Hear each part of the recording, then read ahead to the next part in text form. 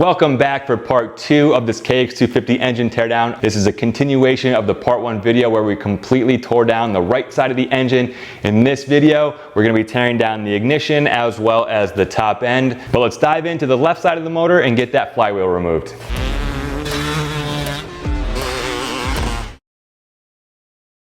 First, go ahead and remove the 5 ignition cover bolts. Again, I'm a fan of doing this in a crisscross pattern, and then that cover should pop right off. All right, so normally to get the flywheel nut removed, you can just use the other side of the Tusk clutch holding tool, and these 2 prongs fit into the 2 holes of the flywheel. With the 1999 KX250 here, the holes are actually too small for the prongs. However, we do have this Staley engine lockup tool, so what we're gonna do is remove the spark plug, insert the engine lockup tool. We wanna make sure we don't over tighten this tool because it could strip the plastic threads. You'll slowly rotate the crank to make sure the piston hits the lockup tool. And then you're not gonna wanna use any air tools when removing the flywheel nut here. You're gonna wanna make sure you just use a normal socket wrench to knock that nut loose. What you will need to get that flywheel off is this Tusk flywheel removal tool. So back the pin pretty much all the way out. The main part here is going to screw into the flywheel, and it's actually a reverse thread.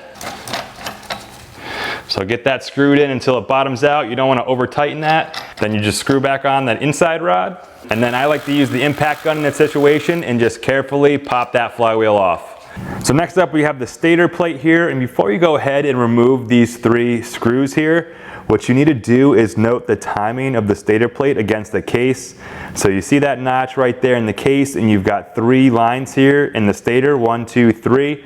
It looks like the notch in the case is lined up with the middle lines. So depending on where this is lined up affects the power delivery of the engines. I never mess with it, but you can adjust the timing either forward or back, and it adjusts how the engine delivers the power. So if you don't want to mess with it, just make note of where it was when you took it off. And then to get these screws removed, I have a JIS screwdriver from Prime MX. The JIS screwdrivers are made for the Japanese screws on these engines. So if you do not have a set, I highly recommend not using a set of Phillips head screwdrivers because you do greatly increase the risk of stripping out those bolt heads. Then that stator plate along with that wiring harness should just pop right out of the case here. Then with the flywheel and stator removed, that should be it for this side of the motor. Moving on to the top end of the engine now, we're going to remove the cylinder head by removing the cylinder head bolts in a crisscross pattern. And you might need to knock it a little bit, but that cylinder head should then just pop right off. When you get that cylinder head off, you want to inspect the inside of the dome here. I'm just going to wipe it down. It looks like it actually might have been running a little bit rich. There's just a little gas and oil on the inside of the dome here, but as I wipe it down, it seems like the inside of it is in phenomenal condition. You can see how it's still nice and smooth. There really isn't any uneven or any burn marks on the inside of the dome here, which is a great sign of the engine not running lean. As well as you want to make sure that there are no chips inside the dome here either. If there are any chips, you're most likely going to have to get that refinished. And then checking out the dome of the piston here. So this is actually the first time this engine has ever been taken apart. So this is still all OEM stuff from 1999. And the top of the piston actually looks really great. This black stuff here is just normal carbon buildup. What you really want to look for is any, again, chunks out of the piston dome here. You want to make sure it's nice and smooth. Make sure there's no debris on the top of the piston. This stuff can easily be removed with a wire brush. However, if you're removing the top end, you might as well spend the $100 and something bucks to get a brand new piston like we're doing. But if you have any other uneven heating marks on here, it could mean that your engine was detonating or pre-igniting, which is another issue which you might need to look into. To get the cylinder off now, we're going to remove the 4 cylinder nuts in a crisscross pattern. So I'll start in the front, go to the back left, back right, and then front right. If If you guys were wondering what I was using to unscrew the cylinder nuts here, it's actually a Motion Pro torque wrench adapter. And you see how it fits into that cylinder nut perfectly. A normal socket isn't gonna get on that nut head to be able to torque that back down when you go to install the motor. So I would highly suggest grabbing one of these. I'll leave a link in my description below so you're ready to go when you need to torque down these cylinder nuts here. You hook up the torque wrench to the center here, you do a little calculation to compensate for the different lever arm, and you're able to get those nuts torqued down perfectly. Otherwise, you're kind of doing it by feel. You can do it. I've done it that way perfectly fine, but you might need a little bit more experience to know how much torque to lay on these nuts. So if you guys want to be accurate, make sure you grab one of these Motion Pro torque wrench adapters. So at this point, your cylinder is ready to pop off. To make it easier, you want to rotate the piston to bottom dead center. And then what you can do, take a soft blow hammer and then gently tap the cylinder up off the gasket surface to make it a little bit easier to pop that cylinder off. We've got a problem getting the cylinder off. I've been tapping it with the dead blow hammer, and this side of the cylinder just doesn't want to loosen up because in the block here there are 2 dowel pins, and it looks like there's a little bit of corrosion here on the cylinder studs. So I got a little bit of Maxima MPPL. We're just going to spray a little bit in the cylinder stud holes. Let that penetrate and soak for a little bit. What you never want to do, guys, is pry a flathead screwdriver between the cases, because you will, without a doubt, damage the case surface and the bottom of the cylinder. Finally got some movement in there. Let's see if we can rip this thing off. So that's the left side of the cylinder. Let me sweep around to the exhaust side.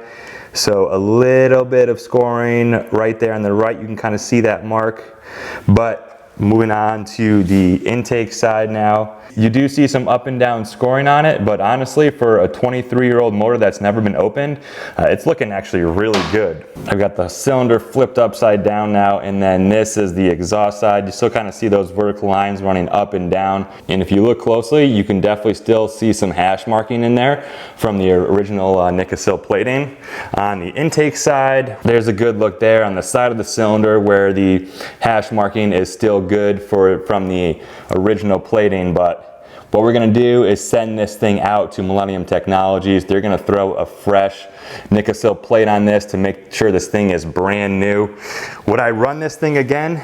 Probably could have got a little bit more hours out of it, but honestly, just to be safe, you might as well send it off for some fresh plating. And I'm going to show you guys in the rebuild video how good it's going to look compared to this old cylinder when we get it back. So looking at the piston now, the intake side must have sucked in a little bit of dirt here, and that's these marks on the intake side of the piston match the intake side of the cylinder. So I mean, it was time to replace this piston. Like I said, probably could have got a little bit more life out of it. If you guys blew your engine, then you're gonna have some serious scoring on the piston, but I would say this is just pretty standard wear for a piston. So we're gonna get the piston off the connecting rod now, and all we need to do is pick out the little circlip on the inside. Be careful, because these things do have a tendency to go flying, but that came out pretty easily. And sometimes these piston pins do have an issue coming out, but this one seems to be coming out just fine. If you do have an issue with it, you can take a socket that's the same size as this piston pin and push it through on the opposite end, and that should give you a little bit more leverage to take that pin out. Then what's left is this wrist pin bearing. Then we'll just blast off these bolts in crisscross pattern for the reeds. So this plastic piece is just going to pop out here. Just mark which way it goes, up or down. Just keep track of it. And the reed cage should be able to pull out. Yeah, that gasket is just corroded so bad to that gasket surface. Then inspection of the reed pedals here. You just want to make sure there's no cracking in these things. And you want to make sure that there's no gap between the pedal and the cage here on either 4 of those pedals. What you can do is take a look on the inside to see if you can see any light peeking through where the cage comes together there by those pedals, and I do not see any light on the other side. So this reed block still in great condition. If you did have any of those symptoms, you'd want to replace either the pedals or grab a whole new reed cage itself. This coolant elbow should pop off pretty easily. Then next up, we're going to be tackling the power valve system. We're first going to flip the cylinder over and remove the operating rod plug and gasket. Next up, we'll pull the operating rod out on the other side until it stops. Remove the retaining screw with a JIS screwdriver. Next, we'll remove the idler gear and the exhaust valve guide here. So these idler gear and secondary exhaust valves should be pretty simple to get out, but if you see here, I'm trying to pull it out, and because of the oil and carbon residue built up after the past 23 years, they're a little bit difficult to get out. You don't just want to take a pair of pliers and get right on that shaft. Do not do that. You will ruin the shaft. So find maybe a piece of rubber, or maybe like I've got this microfiber towel, but still be super careful even with this microfiber towel, because the pliers can go through the towel, and ever so gently see if you can work that shaft up and out.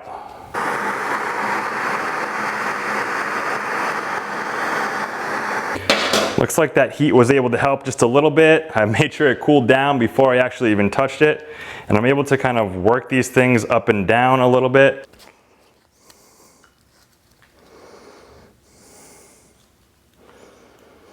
Yeah, these things are pretty gummed up, and that is why they were not coming out too easy. So you may or may not be able to get that secondary exhaust valve out without removing this operating rod, but in order to get this second one out, you do actually need to get the rod completely pushed through. So we're just going to remove the little clip off of the rod.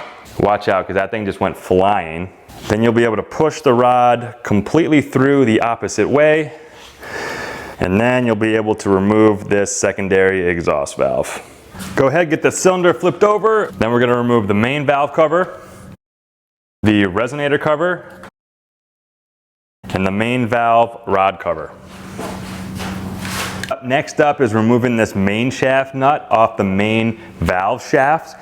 And the one thing that's very important to note is that this nut is left-handed threads or reverse thread. So you want to spin this nut clockwise to remove it. Then slide the gear off the valve shaft. You'll see that there's another rod on the inside of that cover there. Face the cylinder down and shake it out a little bit, and that rod should slide right out the front of the cylinder. Notice there's two ends of this rod, one with a notch right in the center. That's going to be facing out, and then the solid end of the rod is going to go back into the cylinder like that when you go to put it back together. All right, next up is removing this 3mm Allen bolt. If there's any carbon on the inside of that Allen head, you're going to want to remove that first before going ahead and taking this bolt out. And then that main shaft should just slide right out from the right side here. Got a little carbon residue on the inside there, so it's a little difficult to get out. Then that main lever can remove along with the pin. The pin's gonna have to come out the left side there. And we've got the two main exhaust valve mounting bolts. You might need to wipe the carbon off them a little bit, like I have to do on this one.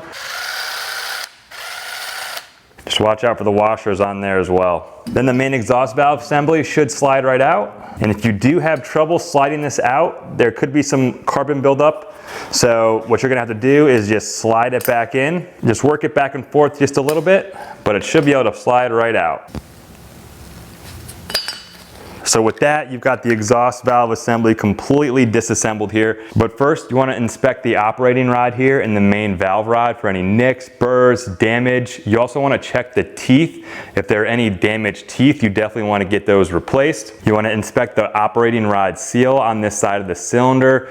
If there's excessive wear or damage or it's cracked, you're going to want to replace that seal as well. Take a look at the exhaust valves and idler gear for any scoring, nicks, burrs, or any damage to those gears. If you do happen to come across any burrs or nicks on these pieces, you can decide with a fine cut file to go ahead and file those down. Inspect the main shaft, main valve gear, main lever and pin here, again for any excessive wear or damage. You do want to go ahead and clean all the carbon off of the parts as well as inside the cylinder here. I do have a video where I've already done that and explained that, so I will leave that link down in my description below. Guys, that's going to be a wrap here in part 2 of this 1999 KX250 engine teardown.